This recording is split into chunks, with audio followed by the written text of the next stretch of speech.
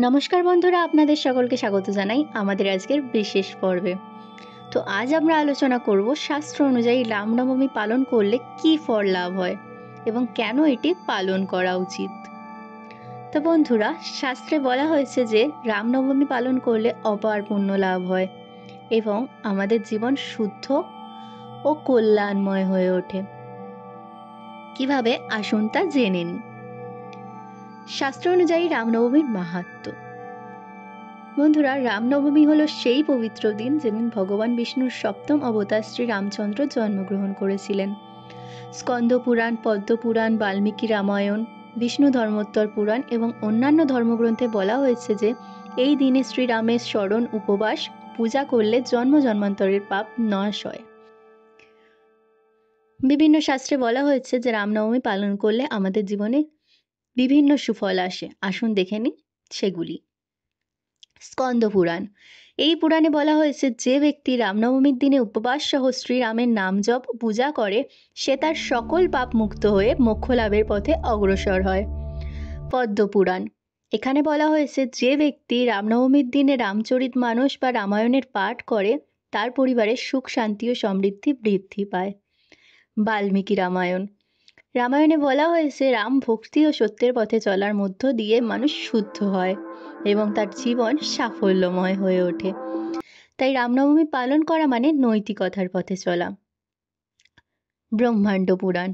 এখানে বলা হয়েছে যে ব্যক্তি এই দিনে ব্রাহ্মণ, দরিদ্র ও অভাবগ্রস্তদের দান ধ্যান করে সে ইহজগতে ও পরজগতে ঈশ্বরের আশীর্বাদ লাভ করে।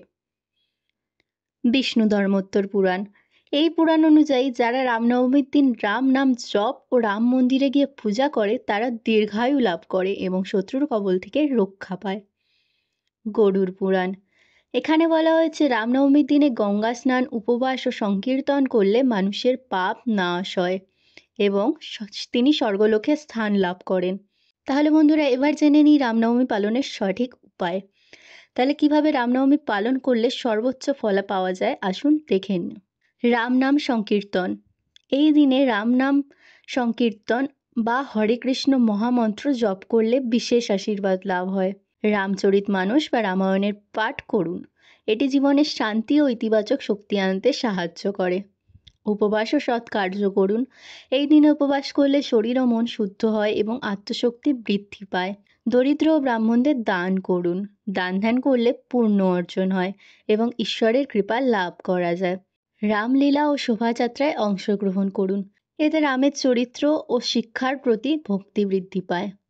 বন্ধুরা, শাস্ত্র অনুযায়ী রামনবমী পালন করলে অপার পুণ্য লাভ হয় এবং জীবনে সুখ, শান্তি ও সমৃদ্ধি আসে।